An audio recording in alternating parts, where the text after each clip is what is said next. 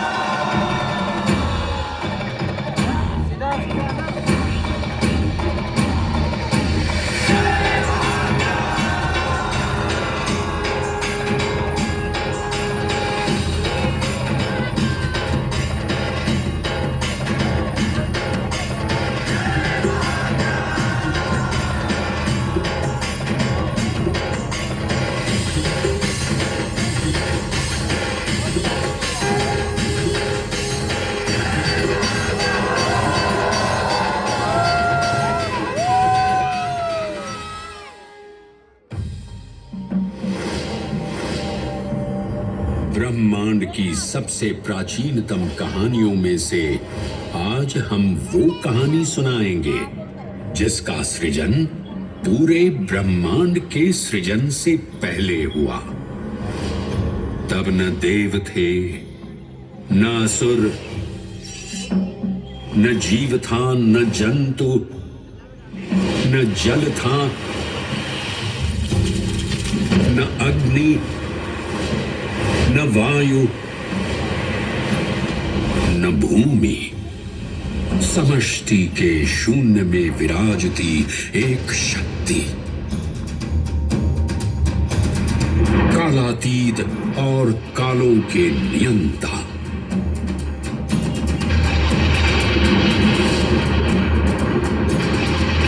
विधाता भी और विध्वंसक भी, अखंड, अचल, अविनाशी। ये कथा है उस महादेव के महाकाल स्वरूप की, जो सृष्टि के आरंभ भी हैं और काल के आगमन भी हैं। वे ही काल के सृजनकर्ता और नियंत्रण करता भी हैं।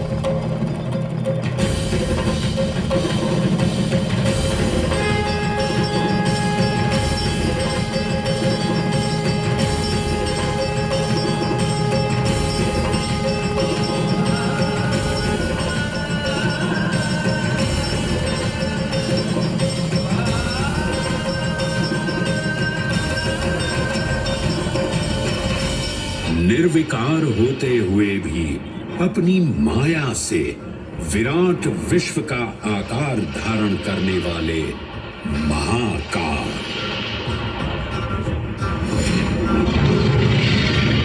मेरुगिरी को धनुष और भगवान विष्णु को बाण बना दैत्यों के 3 पुरों का नाश करने वाले महाकाल। वो महाकाल जो तीनों लोकों में विद्यमान सभी शिवलिंगों में प्रधान हैं।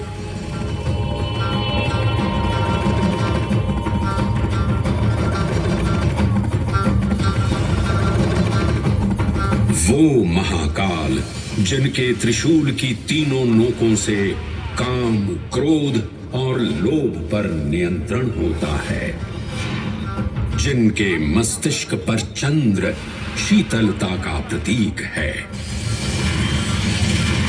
और जिनकी सवारी नंदी के 4 चरण सत्य, दया, दान और तप का चिन्ह है।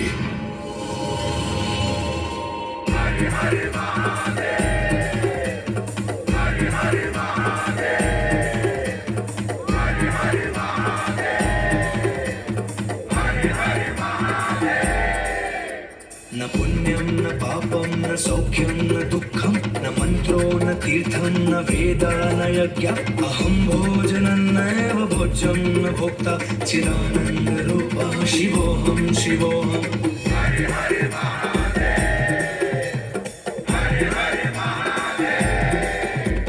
अहं निर्विकल्पो निराकाररूपो विभुत्वांच सर्वत्र सर्वेन्द्रियाणां न चासङ्गतं नैव मुक्तिर्न नैव चिदानन्दरूपः शिवोऽहं शिवोऽहं चिदानन्दरूपः शिवोऽहं शिवोऽहं चिदानन्दरूपः शिवोऽहं शिवोऽहं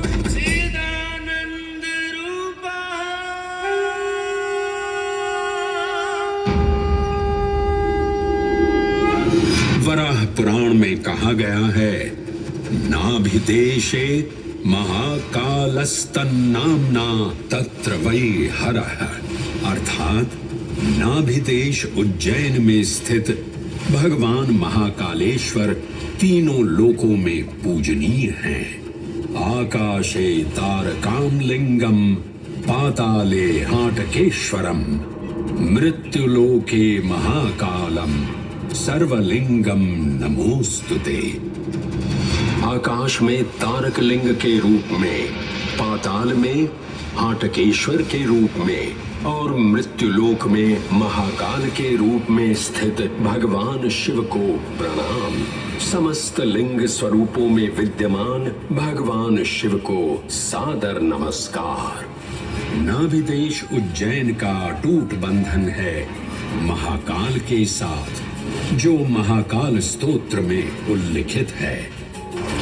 उज्जयिन्यां महाकालम महाकालेश्वरम हरम महाकालम महायोगिनम नमामि पार्वती पतिम। तो चलिए मैं आपको कथा सुनाता हूँ इसी महान उज्जैन नगर की। उज्जैन, जिसे संस्कृत साहित्य में अवंतिका, विशाला, कुशस्थली, पद्मावती, कनक श्रृंगा, स्वर्ण श्रृंगा, प्रतिकल्पा, कुमुदवती और अमरावती के नाम से पुकारा गया। उज्जैन, जो मनुष्य को मोक्ष प्रदान करने वाली 7 नगरियों में से एक है। उज्जैन, जहां 84 महादेव का आशीर्वाद प्राप्त है। उज्जैन, जिस पर सदा ही कृपा रहती है महाकाल की। यहाँ सतत क्षिप्रा नदी की निर्मल धारा बहती है। डमरू के नाद से जीवन को ऊर्जा मिलती है। घंटियों की झंकार मन को आनंदित करती है और यहाँ का आकाश शिव आशीष स्वरूप है। श्मशान ऊषर क्षेत्र पीठम तू मनमेव च। पान और मन अर्थात आध्यात्मिक शांति का स्थल 5 एक ही स्थान पर उपलब्ध हैं।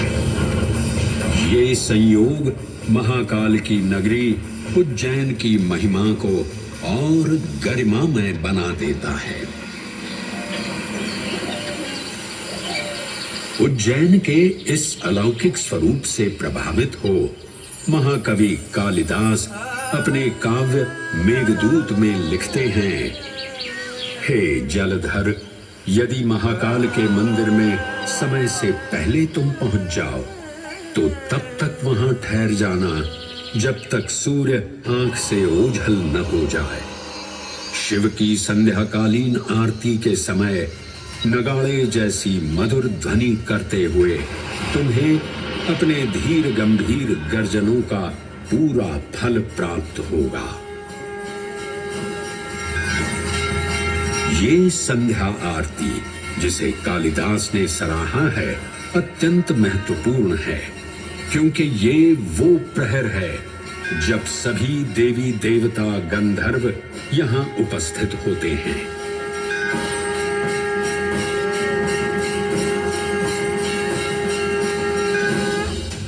उज्जैन की महिमा अद्वितीय है। सतयुग, त्रेता युग, द्वापर युग और कलयुग, हर युग में इसका अप्रतिम महत्व रहा है। इस काल यात्रा में सबसे पहले आपको सतयुग के उस कालखंड में ले चलता हूं जहां देव और दानव एकत्रित हैं समुद्र मंथन करने के लिए। मन की आंखों से कल्पना कीजिए, भगवान विष्णु ने कुर्म का रूप ले मंदरांचल पर्वत को अपनी पीठ पर उठा रखा है। सागर से विकराल लहरें उठ रही हैं, मेघ भयानक गर्जना कर रहे हैं। देव और दानव वासुकी सर्प को नेति बना और मंदार पर्वत को मथनी बना सागर को मथ रहे हैं कि तभी जल का पाप कालकूट विष निकलता है और पूरी सृष्टि को अपने ताप से झुलसाने लगता है। इस भयावह स्थिति ने देवताओं और असुरों के बीच हाहाकार मचा दिया। ये कैसा अनर्थ है? लक्ष्य था अमृतत्व का, पर अब मृत्यु की विकराल छवि हमारी आंखों के समक्ष मंडरा रही है। इस भयंकर संकट से केवल वही उद्धारकर्ता मुक्ति दिला सकते हैं जो समस्त विश्व के परम संरक्षक हैं। तभी सब महादेव की शरण में जाते हैं और पुकार लगाते हैं, ओम नमो भगवते रुद्राय। और फिर तुष्टा महादेव भक्तों की गुहार सुनते हैं, कैलाश से उतरते हैं, विष को अपनी अंजुलि में भर अपने कंठ में धारण करते हैं।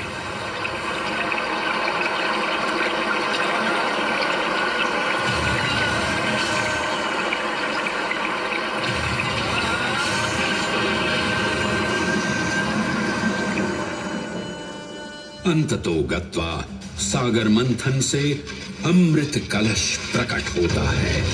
जैसे ही अमृत प्रकट हुआ, दानवों ने इसे केवल अपने आधिपत्य में लेने की आकांक्षा प्रकट की और संघर्ष छिड़ गया। आज यदि हम इस अमृत को प्राप्त कर सकें तो हम देवताओं पर हमेशा के लिए प्रभुत्व स्थापित कर पाएंगे। अमृत अपात्र हाथों में ना जा पाए, क्योंकि ये अपनी शक्ति का असीम दुरुपयोग करेंगे। इस अराजकता के परिणाम स्वरूप अमृत की कुछ बूंदें छलकी और पृथ्वी तक पहुंच गईं। 4 स्थलों पर स्पर्श हुआ इन बूंदों का, हरिद्वार, प्रयागराज, नासिक और उज्जैन। अमृत की इन्हीं बूंदों के कारण उज्जैन में हर 12 वर्ष पर कुंभ सिंहस्थ मेले का आयोजन होता है। भगवान शिव की लीला देखिए, लोक कल्याण के लिए स्वयं विषपान किया और अपनी नगरी पर अमृत वर्षा करवाई। अमृत की पावन बूंदों से अभिसिंचित ये दिव्य उज्जैन भूमि रामायण के पृष्ठों में भी सम्मिलित हुई। सतयुग के बाद त्रेता युग में माता सीता की खोज में वानर सेना का यहाँ आगमन हुआ।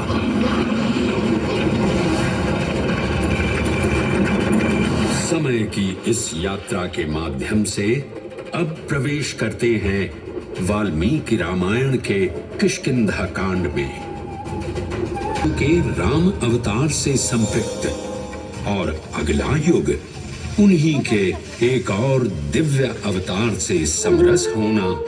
ये अद्वितीय संगम केवल उज्जैन में ही संभव था। परंतु एक क्षण ठहरिए और ध्यान से सुनिए। ये हैं महाकाल के 1008 दिव्य नाम। हाँ, मैंने काल चक्र को परिवर्तित कर दिया है और अब द्वापर युग का शुभारंभ हो चुका है। विस्मय पूर्ण हो जाएंगे ये जानकर कि महाकाल के इन नामों को स्वयं भगवान श्री कृष्ण ने रचकर पिरोया था। महाकाल सहस्र नामावली की ये अद्भुत रचना उस समय की है जब योगेश्वर कृष्ण, उनके मित्र सुदामा और शेषावतार बलराम ने अवंती नगरी में स्थित सांदीपनी ऋषि के आश्रम में वेदांत दर्शन और शस्त्र विद्या की शिक्षा ग्रहण की थी। कहते हैं कि भगवान श्री कृष्ण को अवंती ने ऐसा मंत्र मुग्ध कर दिया कि यहाँ 64 दिनों तक रुककर उन्होंने 64 विद्याएं और 14 कलाओं का ज्ञान लिया। उज्जैन का संबंध महाभारत से भी जुड़ा हुआ है। इस महान महाकाव्य के वन पर्व में उल्लेख किया गया है कि महाकालेश्वर मंदिर में स्थित कोटि तीर्थ जल का स्पर्श मात्र करने से अश्वमेध यज्ञ के समान फल प्राप्त होता था। और फिर परिवर्तन की इस अनवरत धारा ने एक नई कहानी लिखी। उज्जैन में उदय हुआ मौर्य वंश का।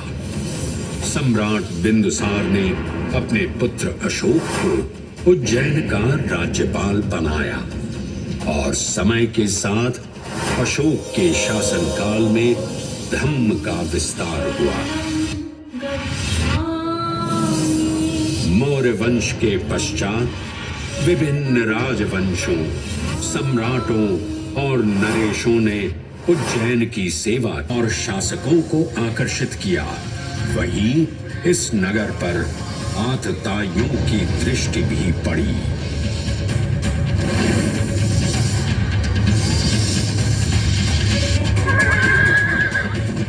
शक मध्य एशिया की खानाबदोश जनजाति थी, जिन्होंने उत्तर पश्चिमी और मध्य भारत के कुछ हिस्सों पर आक्रमण कर अपना शासन स्थापित किया। ईसा पूर्व प्रथम शताब्दी में जब भारत शकों के अत्याचार से त्रस्त था, तब उन शकों ने उज्जैन पर भी कब्जा कर लिया और फिर उज्जैन में उदय हुआ एक तेजस्वी योद्धा, महाराज विक्रमादित्य का। एक तरफ शकों का बल तो दूसरी तरफ विक्रमादित्य का अद्वितीय पराक्रम। विक्रमादित्य की तलवार महादेव के तीसरे नेत्र सी चमकी। प्रचंड युद्ध हुआ। महाकाल की कृपा से शूरवीरों ने शकों को परास्त किया और उज्जैन में गणतांत्रिक शासन स्थापित किया।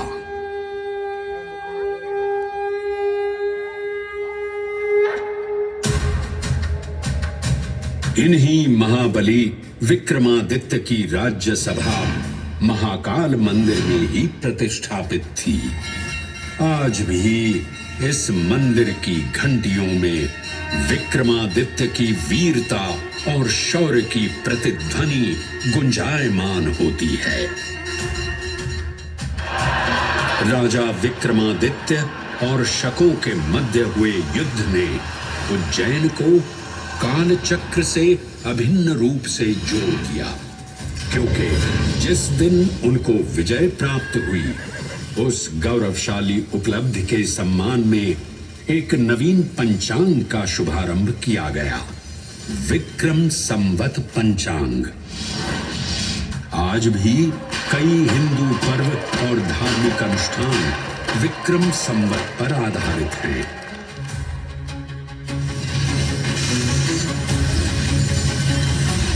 पृथ्वी की भौगोलिक कर्क रेखा इस पावन उज्जैन भूमि से होकर गुजरती है।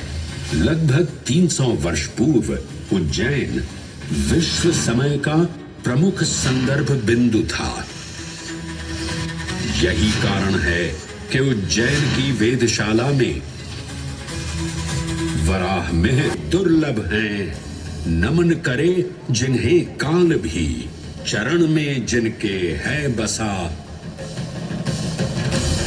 ये समस्त संसार कभी नहीं देखा होगा धरती पर ऐसा चमत्कार।